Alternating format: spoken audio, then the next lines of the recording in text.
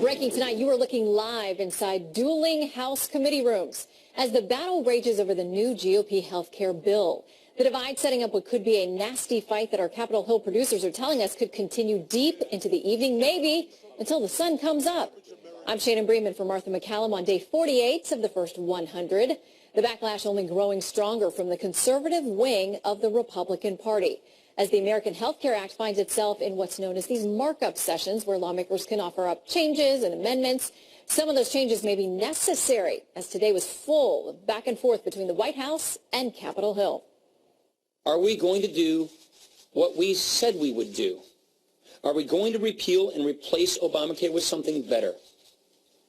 This is the covenant that we made with the American people when we ran on a repeal and replace plan in 2016. We're designing a system that is not going to lower costs, and that's the big deal. By removing the mandate of a government-mandated, you must buy this program or you will pay a penalty, and eliminating choice, we are enacting, I think, very strong conservative values in health care that give all Americans more choice at a lower cost. So I think that should be a very positive message. Make no mistake, the president is very proud of the product that we have produced. We are out in full sell mode. We're going to try to make this bill better if we can. But right now, where it is, it's not what we told the voters we were going to do. Tonight, as President Trump finds himself in sell mode, we'll dive deep into the divisions inside this debate. David McIntosh, president of the Club for Growth, is here. He just met with the president within the last hour. He's going to tell us whether he was convinced by Mr. Trump's pitch. Then, Governor Rick Scott, hot off meetings both with the HHS Secretary Tom Price and Speaker Paul Ryan, is here to tell us why he thinks the bill is a good start. But we begin with Chief Congressional Correspondent Mike Emanuel live on the Hill. Hi, Mike. Well, hi, Shannon. Yeah, it's been a long day for lawmakers and the two relevant committees getting a first crack at this Republican health care package. This hour, lawmakers in the House Energy and Commerce Committee continue the work on this bill. Democrats have accused their Republican colleagues of trying to rush the bill through before they've gotten an assessment of the price tag and overall impact from the Congressional Budget Office. My inquiry is, again, if I can state it, if you'll let me state it, is that after the last 2 months of repeatedly saying we were going to use regular order, that we were not going to try to jam things down, the members... Gentlemen have a parliamentary inquiry. Now you are proceeding to do exactly that. Okay? So what's your inquiry? There's also the fight among Republicans. Some conservatives came out strongly against the package yesterday. Last night, President Trump tweeted that he feels sure his friend Senator Rand Paul will come along with this new and great health care program, and the senator offered this response. I do agree with the president. I talked to him this week. I agree that Obamacare is a disaster, and I agree that we should repeal it. And so I think that's where the unity is, and then, we're going to have a debate over replacement. Fox News has confirmed in the House Republican Conference meeting, Whip Steve Scalise today asked members if they're with the president on health care or with House Democratic leader Nancy Pelosi. I think they should be with their constituents, and their constituents have a lot to lose if they go along with this. It's interesting to see the figures of the people who supported President Trump who are on the Affordable Care Act. White House officials say the president is in sell mode, and many sources up here on Capitol Hill say that will be critical to getting this done. Part of that charm offensive is expected to include Budget Director Mick Mulvaney inviting members of the Conservative Freedom Caucus to the White House next Tuesday night for a little pizza and bowling. Shannon? Bit of a bowling summit. All right, Mike, thank you very much for the update. Joining us now, David McIntosh, president of the Club for Growth, who yesterday called the GOP health care bill a, quote, warmed over substitute for government-run health care. Now, he just met with the president, so did his pitch work, the president's, or David's? Let's find out. Welcome. How did the meeting go? You've been there's been no secret that you've been a big critic. Right. And we shared those concerns, criticisms of the bill with the president. I can say I was encouraged because he was listening. Yes, he was selling. He said, we've got to get something done. I'm pushing you and the Congress to get a bill through so that we can repeal Obamacare. But we pointed out that the House bill isn't the best vehicle for doing that. They don't fully repeal Obamacare. They keep some of the taxes that he passed. They keep the expansion of Medicaid. And the worst thing for us is they don't create competition across state lines, so people will end up spending as much as they do now on their health insurance bills. Yeah. And the promises that Republicans made were, we're going to repeal it so there'll be competition, free market, and you can pay less and get better health care. I know that you're not convinced this does that in any way. No, and a lot of people... and the most encouraging thing, Shannon, was the president and his team said, yes, we get it. This bill needs to be changed. And so we encourage them, go push them to change it, and then we want to work with you to pass a better bill. Well, you mentioned selling across state lines. It's been something people have really been looking forward to. When the criticism first bubbled up, the president tweeted out, it's coming in phase 2 and 3. We're going to get to that. Are you confident that will happen? And also, you know, we had on Congressman Kevin Brady, the chair of one of the committees that is tackling this right now. And I pressed him on whether or not they're going to let people make substantive amendments, because I know for you and for others that have real concerns, you want to know that that input is going to be taken. Are you convinced from your meeting with the president tonight those things will happen? So I'm convinced the president's going to push for it. I am not convinced the House leadership is really taking input from conservatives. They haven't from the beginning, and that's the mistake they're making on this bill. I think what they should do is allow amendments to fully repeal Obamacare and then work from there to bring back a free market bill and process that will benefit all Americans, because health insurance will be cheaper and they won't have to have all of these constraints and mandates that the Obamacare bill does. Well, Keeping David, a lot of that is the big problem with the House bill that they're working on right now. And it's got a price tag. We all know it's not free. But I want to quickly ask you, where do you come down on the issue of, we had Senator Lee on last night, Congressman Jim Jordan, they're talking about reintroducing the full Obamacare repeal that passed in 2015, which obviously President Obama didn't sign. Would you support that as a different vehicle? So I think that's the one you could easily pass in both houses. Once they start making changes and Ryan starts adding things back into that look like Obamacare, then you start losing votes. So yes, I think that's a good starting place for them. Okay. I think they could take the Ryan Care bill and, you know, get rid of the changes that keep Obamacare provisions, and then the Ryan Care bill could be a good bill too. There are some good things in there that could move forward. I see that you've adopted the moniker that a lot of folks out there who don't love the bill are now calling it Ryan Care. This morning we had a debate over calling it Trump Care. So we will see. But thank you for giving us some intel and insight into your meeting with the president, and keep us updated.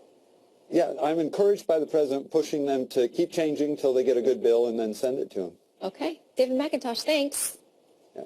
Here now, Florida Governor Rick Scott, who met with HHS Secretary Tom Price over the weekend and Speaker Paul Ryan today. And Governor, and I know you spent a lot of time meeting with the president one-on-one talking about this as well. What do you make of what we have so far? Is it workable? Is it a good foundation? Would you pass it as it's written now? Well, Shannon, you know my background. I ran the largest hospital company in the country, and my family grew up without health care. So this is very important to me, and we know Obamacare is an absolute mess. The president inherited a mess. So I'm encouraged that we're having real conversations here.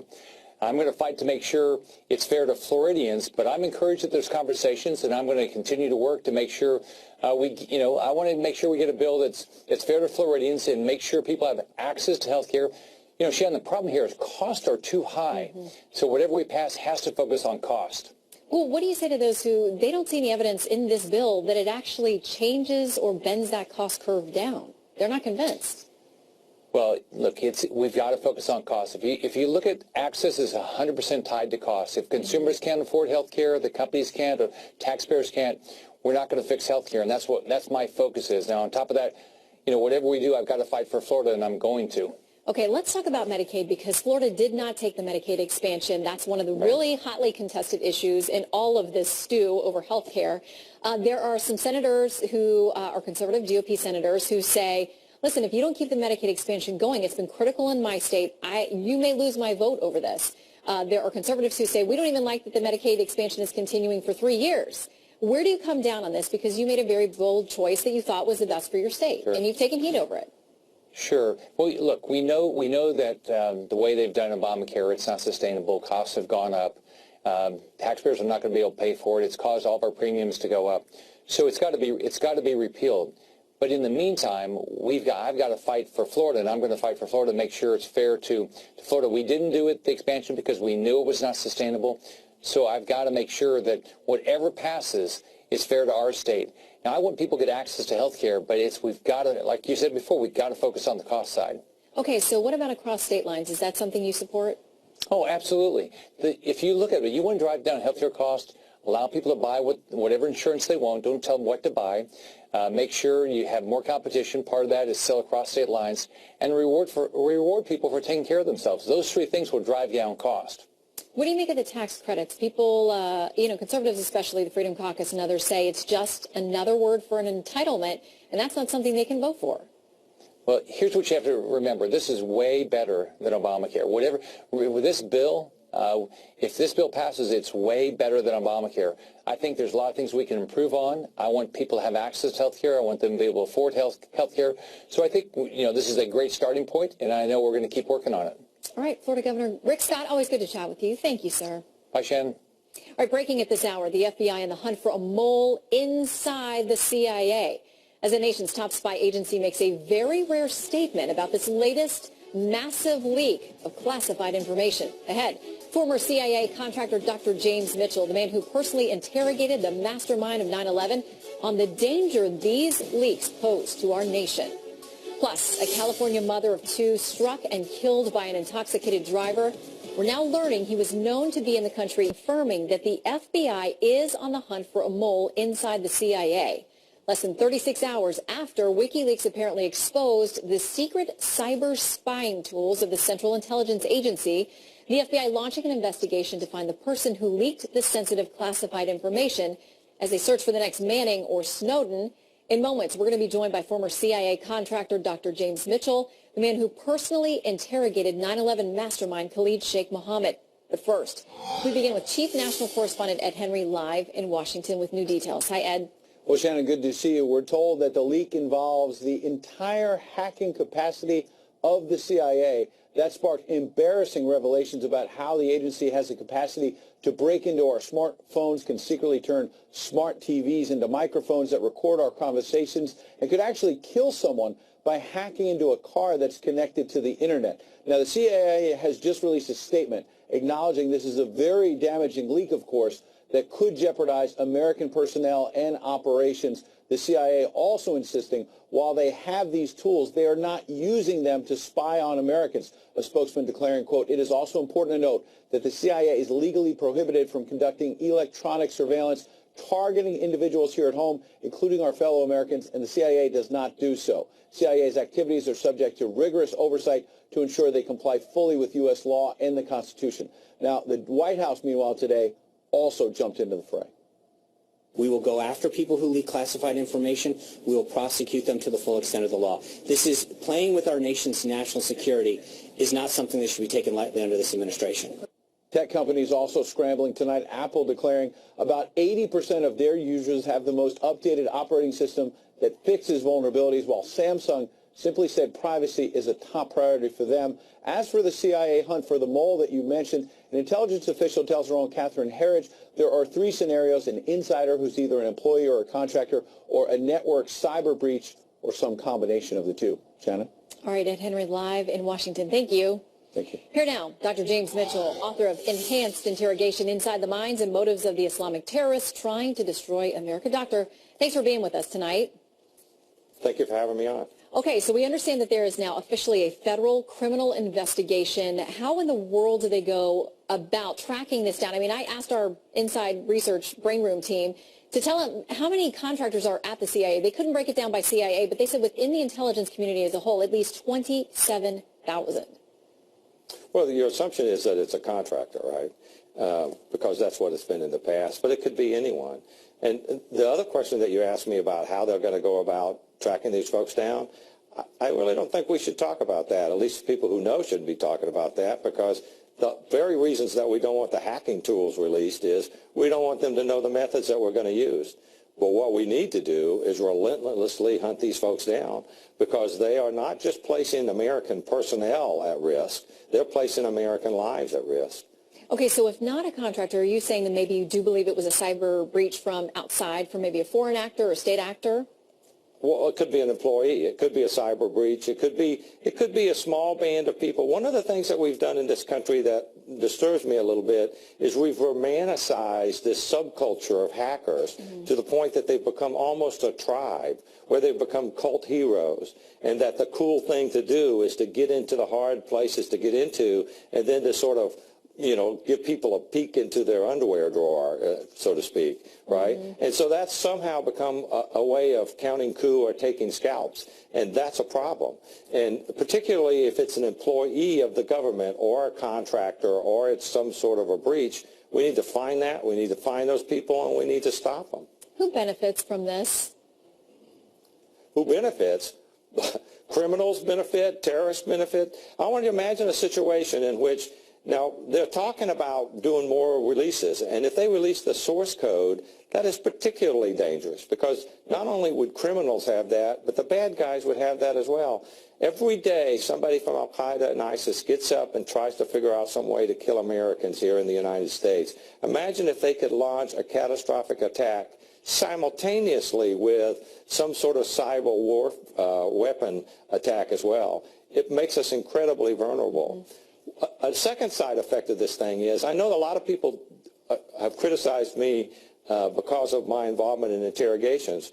Well, one of the weird side effects of releasing this kind of information is you make people like me that much more necessary. Because we had these surreptitious, clandestine ways of getting information without directly questioning people. Now you've revealed all of that, and so it's going to be harder to do that because they're going to protect themselves.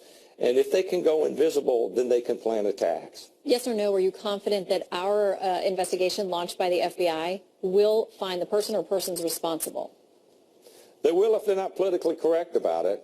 You know, I know that there are those on the left and on the right who, like I said, glamorize these leakers like Snowden and Manning as if they were some kind of culture heroes or some sort of cult heroes.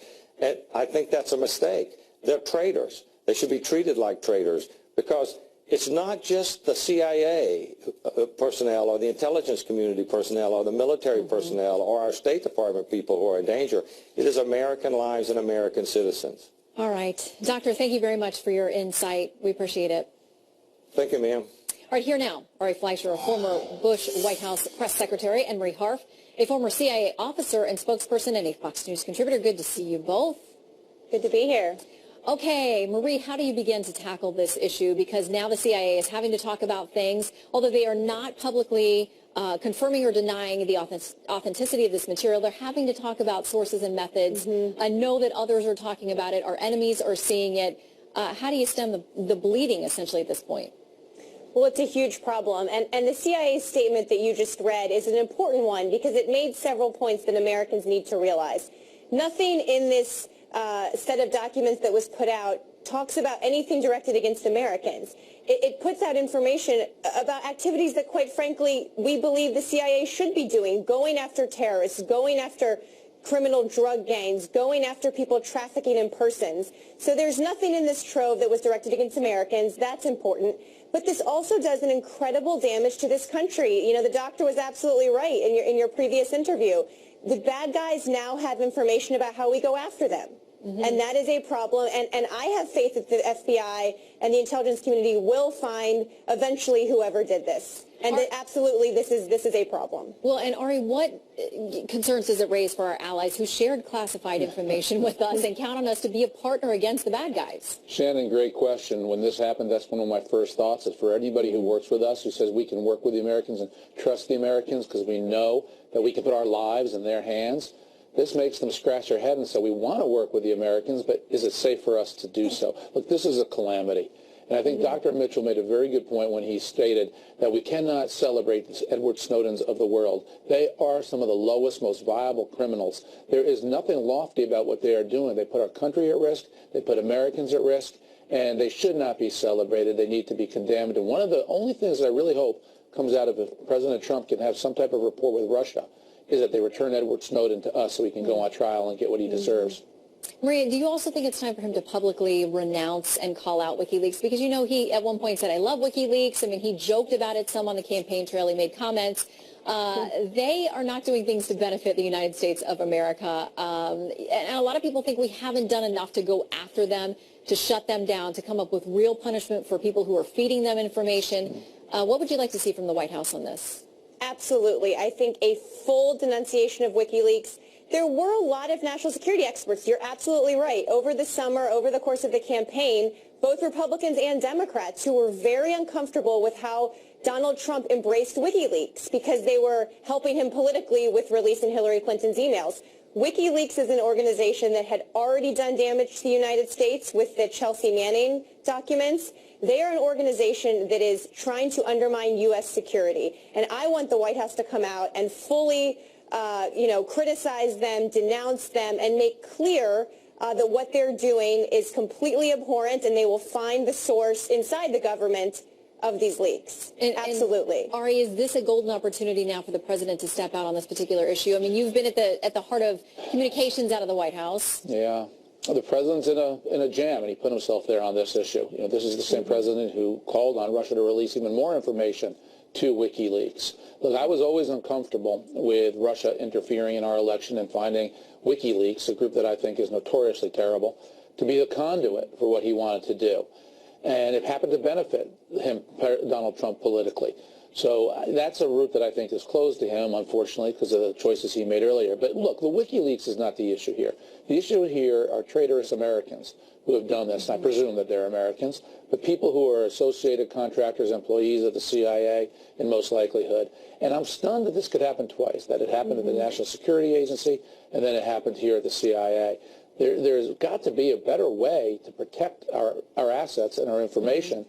It bothers me from the inside that it could happen more than once. Yeah, and WikiLeaks tweeted out today they've only released 1% of what they have from the CIA, so we will stand by. Ari, Marie, good to see you both. Thanks. Well, a story still breaking tonight that you will not want to miss. An alleged Iraqi insurgent entered the U.S. with a fake ID.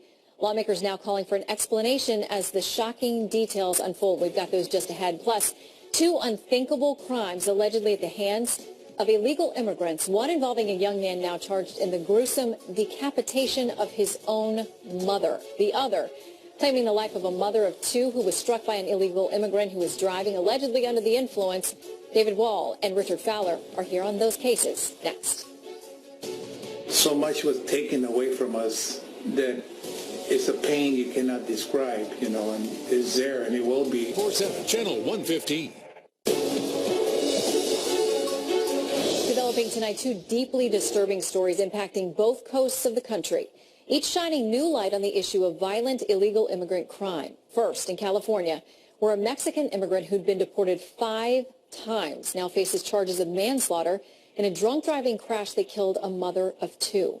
The other in North Carolina, where a teenage illegal immigrant from Honduras faces first-degree murder charges for allegedly decapitating his own mother. Trace Gallagher has been following the chilling details of both cases. He joins us from our West Coast newsroom. Trace. Hi, Shannon. Let's begin here in California, where 42-year-old Sandra Duran, just an hour after leaving church, was struck and killed in her car by a drunk driver. Police say the intoxicated driver, 45-year-old Estuardo Alvarez, was fleeing the scene of another traffic accident at a high rate of speed. And the reason this case is generating so much outrage is because since 1998, Alvarez had been deported 5 times and had been arrested in Los Angeles more than 5 times. Including for 2 previous DUIs, driving without a license, several charges of drug possession, and resisting arrest. Alvarez is now being held on $2 million bail. And if he were to be released, which is highly unlikely, immigration agents have issued a detainer to take him into custody. The family of Sandra Duran say they don't want this case to be used against illegal immigrants just trying to make a life, but they also believe California authorities share in the blame. Listen. Knowing the history that he had with the DUIs and so forth, it was like a slap in the hand and sent back, and he came back, and it shouldn't have never been done like that. Separately, 200 miles east of Charlotte, North Carolina, an illegal teenage immigrant from Honduras has been charged with killing his mother. Police say 18-year-old Oliver Funes decapitated his mom because he, quote, felt like it. When police arrived on scene, they spotted the suspect carrying both a butcher knife and his mother's head. His two younger siblings were inside the house unharmed at the time. Funes is a so-called dreamer protected under the Deferred Action for Childhood Arrivals, or DACA. His attorney says that he has significant mental issues. Shannon. All right, Trace, thank you very much for spelling out the details for us. Joining me now with more, David Wall, attorney and President Trump supporter, and Richard Fowler, senior fellow at New Leaders Council and Fox News contributor. Good to see you both. Hi, Shannon. Good to see you, Shannon. And interestingly enough, I mean, David and Richard, I'm sure you're aware of this too, that the victim in the drunk driving crash, her sister is an LAPD officer and said, not only are we grieving, I'm worried about how many other families this is going to happen to. David, is this the president's best argument on this issue? Absolutely. And, you know, the two public officials that owe that family an apology are Mayor Eric Garcetti of L.A. and LAPD Chief Charlie Beck, who have engineered this sanctuary city policy that allowed Mr. Alvarado to stay in L.A. when he was released from jail multiple times and to stay in L.A. after he returned to the United States after being deported 5 times. On top of that, we risk losing in L.A. County $3.4 billion with a B dollars of federal funding for this sanctuary city policy. And as far as the young monster who beheaded his mother, how do we know he wasn't adjudicated criminally insane in Honduras? We can't know that because when people crash the border, we can't vet them. We can't do a background check. That's why the wall is so necessary, and that's why Mr. Trump is so hot on getting it built. But Richard, you know, even the woman's family, the woman who was killed in the drunk driving crash, her father has said, I don't want her case to be used to hurt other people who are just coming to here in good faith. To be immigrants who need to make a living. They're desperate to escape their home countries. I mean, even he who just lost his daughter says he doesn't want this to, you know, taint the entire conversation. And that's what makes this issue so hard, Shannon. I mean, you think about stories like this, which are just devastating and depressing, and those folks shouldn't be in this country. But then you have stories like the case that was reported in the Miami Herald a couple weeks ago. James LaCrue, a Haitian national, came to America searching for economic freedom, and he's being deported because of minor traffic offenses, right? So we have both sides of this coin, and it's not working. And the reason why it's not working, Donald Trump, while I understand why he's putting this executive order forward, this is a stopgap measure. People in Congress, the President of the United States, they need to get bold and say we're going to actually have comprehensive immigration reform with a pathway to citizenship. Right now, America's operating on 1980 immigration laws, and the 1980s have called, and they've asked for their laws back. We need new laws, we need modern laws, and now that Donald Trump has the White House, he has the Senate, and he has the House, let's get some comprehensive immigration reform done so we can fix these problems. So, Richard, though, you're okay with the temporary, we said we're on a temporary pause, so for some of this, you're okay with that, because, you know, we have a lot of issues with people who are in this country who are under investigation for potential terrorism, and that's according to the FBI. But David, does this beg the question, as Richard said, like it's time to get something done on Capitol Hill that is going to be a more permanent solution? Will the parties get together on that? Shannon, in 1986, Ronald Reagan passed the Amnesty Act. Everybody thought that was going to cure the problem. They said, look, we're going to give everybody amnesty, and after that, we're going to strictly enforce the border. Look what happened. It didn't work.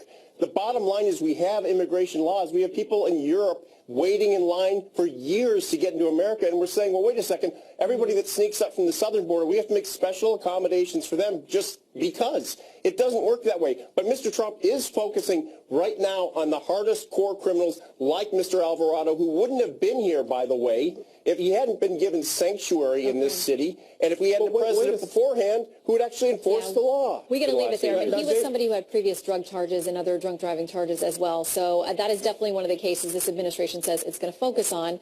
I know, Richard, you cited something else. There's a lot to be ironed out here. We thank you both for coming on tonight. Thanks, Shannon. There is. Thanks. Up next, a story that's still breaking at this hour. A probe from a Republican lawmaker claims an Iraqi terror suspect is inside the U.S. after lying his way into the country. Just minutes ago, we got exclusive reaction from the Justice Department and the White House. Breaking details next. Plus, as the Day Without Women protests continue at this hour, we will debate whether the messages do more harm. An alleged Iraqi insurgent got into the U.S. as a refugee with a false ID. He was on the radar of the Joint Terrorism Task Force, and now some reports say he's gone missing. Just moments ago, we got reaction from the Justice Department and the White House. William Lajeunesse joins us now with the breaking details. Hi, William.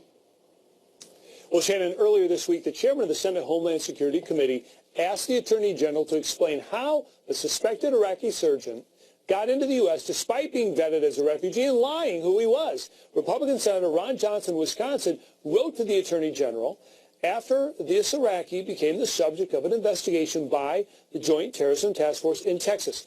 According to Johnson's letter, and I'm quoting, this individual allegedly fought against American troops as an insurgent in Iraq and at some point entered the country as a refugee under a false alias. Now, to get a positive ID, the JTTF tracked down a special forces operator who captured the Iraqi, who at one point boasted of killing U.S. troops. Yet he applied for and later received refugee status under this false name. Now, in response, the White House said today this statement, quote, President Trump has already taken several important steps to strengthen our national security, including the executive order he signed this week, which will put in place tougher vetting measures on foreign nationals from countries compromised by terrorism. Now, the Department of Homeland Security recently said nearly one-third of the 1,000 FBI domestic terrorism cases involve those admitted to the U.S. as refugees. The Attorney General's office refused comment, but said the matter is still under investigation. Back to you. All right. Keep us updated because we know there's a lot more to this story, and we'll see how it ends up. Thanks, William. Okay. Here now to debate. Mark Thiessen is former chief speechwriter for President George W. Bush and a Fox News contributor. And Matt Bennett is co-founder of Third Way and former deputy assistant to President Clinton. Good to have you both with us. Good to be here. All right, Matt, does this beg the question that maybe our refugee vetting needs a little tweaking? Look, we really don't know anything yet about whether this has any implications for policy or not. Senator Johnson's letter was not atypical. Members of Congress do this all the time. Somebody comes in as a whistleblower and they send a letter to the executive branch and say, we want an investigation on this. Sometimes where there's smoke, there's just people blowing smoke, and sometimes there's fire. So we don't know whether this is a real case of a refugee who's a radical or not. It might be, and if that's the case, it needs to be fully investigated in an independent way, which is the very thing that Democrats have been calling on Congress to do when it comes to Russia and other things. Mark, and I would think that you would agree with that. The last point anyway, maybe not the first part, that this is an outlier of a case. Yeah, it's not an outlier of a case. In fact, unfortunately, it happens all the time. So in 2015, the Obama State Department testified before Congress that the State Department had accidentally let in almost 10,000 people who later had their visas revoked retroactively because they either had engaged in terrorist activities or had ties to terror. 10,000 people. What that means is almost 10,000 people penetrated our defenses, beat our screening system, and got visas in the country, and then, oops, the State Department figured out we got to revoke their visas. And then when Congressman Chaffetz asked the Obama State Department official, where are they? She said, I don't know. So we lost track of them. We don't know if they're in the United States. We don't know where they are. So this is a major problem in our screening system. Second point is that last year, CNN and the Washington Post reported that there were 1,800 people who were supposed to be deported for posing national security threats, and instead they were granted citizenship. Citizenship. These are people who were considered too dangerous to enter the United States, and they accidentally gave them the right to vote instead of deporting them. So our screening system is deeply, deeply, deeply broken. Well, Matt, do you think, we've got this pause now on refugees. The Syrian refugees are not singled out. It's a pause on all refugees, and we've got a ban on travel from other countries. For a while, is it worth taking this pause with all of those numbers and cases that Mark cites? Those are real people. And if we have 10,000 potential terrorist suspects running around this country that we don't know about or don't know where they are or exactly what they're capable of, can you be in favor of the pause? Maybe not, permanent bans, but some time to look at things and get some work done. Look, Shannon, the problem, Mark was talking about a completely different thing. These weren't refugees that he was talking about. These were people coming in on different kinds of visas. The refugee system is actually incredibly rigorous. It takes 2 years. There's like a 20-step process that refugees have to go through. And the overwhelming majority of refugees are desperate people, many of them women and children. Many of them have fought with or served as translators for our troops on the battlefield and are living in enormous danger in some of these countries. So no, I don't think the pause makes any sense. And I think. What do you make of the FBI's announcement this week that 1,000 domestic cases of potential terrorism that they're looking at, 300, they say so it's a third of those cases are people who came here as refugees? Well, there's a big difference between investigations and arrests. If you look at the data, the overwhelming majority of terrorist attacks in the United States, of which thankfully there have been very, very few, are from people who have lived in the United States, either were born here or were citizens or have lived here for a long time. People who come as refugees very, very rarely commit crimes. People that come as immigrants commit crimes in lower numbers than citizens. So this is not a serious problem, and it's not a good solution. We're almost out of time, so I want to make sure I give Mark a quick final word here. Sure, it's not only refugees that are part of the pause. It's other people who are with visas, and the fact is that we know that people who have come here on visas and fooled our screening system have carried out terrorist attacks. The woman in the San Bernardino shooting came here. She beat our screening procedure and killed 14 people. The underwear bomber in 2009, his father went to a U.S. embassy and said, "My son's a terrorist." They didn't revoke his visa. He came in and almost blew up a plane over Detroit. So our screening system needs to be fixed. All right, Mark and Matt. Good to hear from both of you. Thanks so much tonight. Protests and strikes across the country into the evening as a day without women saw fewer women at work and fewer kids in school. Katie Pavlich and Kathy Aru are here to debate.